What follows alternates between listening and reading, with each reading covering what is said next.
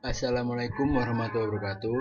Perkenalkan, nama saya Muhammad Reza Ismawan, NRP 521210013. Di sini saya mendapatkan tugas dari kelas KPPL E, yaitu mengenai meringkas sebuah buku, yaitu tentang buku J Unit yang terdapat pada bab 16 yang berisi tentang random data. Baiklah, saya akan mulai menjelaskan. Nah, kita sekarang berada di chapter 16 yang berisi tentang random data. Apa sih yang dimaksud dengan random data? Random data itu adalah digunakan untuk mengotomisasi sebuah objek yang memiliki sebuah konten subjek seperti itu. Banyak seorang berpendapat bahwa otomatisasi itu lebih tepat atau lebih komplit jika menggunakan deterministik dan selalu terus berulang dan tidak selalu pada data yang sama.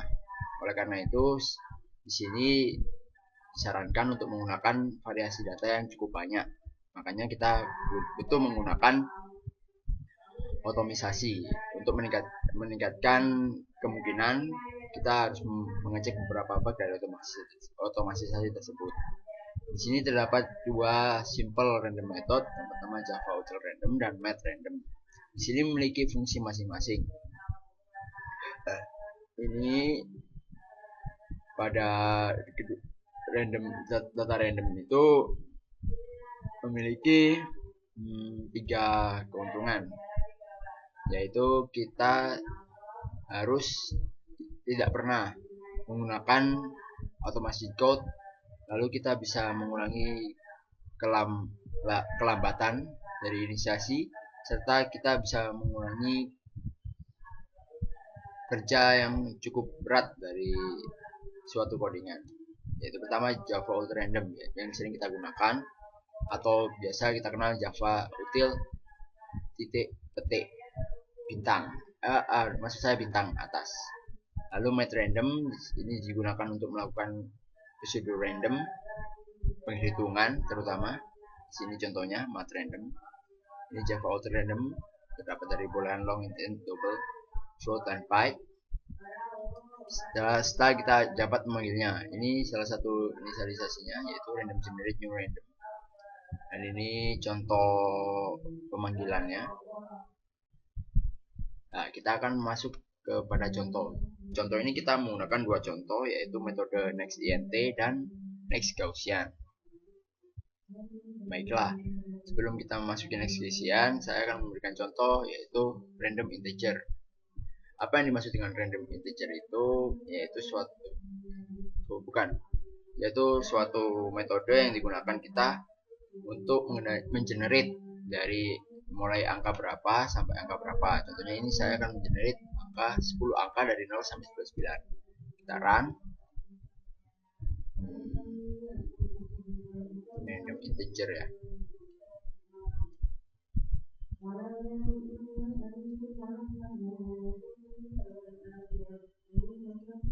Nah, ini akan muncul generate-nya, yaitu mulai dari 90. Ini angka yang pertama sampai yang angka 10, yaitu 29. Ini generate number. Di sini akan muncul ke subbab yang berikutnya. Baiklah, saatnya untuk menjelaskan nextInt. NextInt ini berguna untuk mencari upper generation. Jadi kita menggunakan int, nextInt, integer maksudnya. Jadi kita bisa mengkalkulasi jumlah panjang dari angka, lalu kita tambahkan 1 menjadi next integer maksimum, dan kita akan harus menambahkan start numbernya. Contohnya ini. Nah, ini contoh codingannya. Nah, ini kita tambahkan random next integer. Ini merupakan salah satu contoh random next integer. Kita coba jalankan. Maka hasilnya ini 60, 90. Kita tambahkan sekitar 10.000 angka di sini, maka muncul random yaitu 6090. Sedangkan yang berikutnya yaitu Gaussian. Ini dan contohnya ini geometry number 1000 di antara 15 sampai 20. Tapi karena saya memiliki contoh lain, saya akan menggunakan contoh seperti ini. Ini contoh next Gaussian. Nah, ini next Gaussiannya itu random, jadi tidak menemukan apa-apa, jadi kita tidak menemukan generate apapun, namun kita random hasilnya. Nah, ini muncul hasilnya seperti itu. Ini untuk next Gaussian. Nah, sedangkan untuk setting random number merupakan salah satu contoh random number, jadi random yang berakibatkan berdasarkan tiap hitungan atau biji seperti itu, yang bisa kita kenal dengan random seed. Ini contohnya. Jadi dengan random seed ini kita bisa melakukan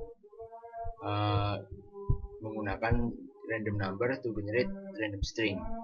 Di sini contohnya kita bisa melakukan generate number ke string, jadi mengubah angka menjadi tulisan. Nah, kita akan mendiskusikan tentang random data and automation. Jadi di sini random automation ini cukup berguna di sebuah program atau yang kita gunakan untuk coding seperti itu, agar tidak menjadi lebih berat lah. Tapi meskipun membutuhkan memori yang cukup, tapi tidak membuat program berjalan seperti menjadi berat. Ini pentingnya kita menggunakan random data. Random data itu dapat kita gunakan jika kita membutuhkan log8 seperti itu. Itu sebuah metode di mana kita bisa menghitung satu persatu.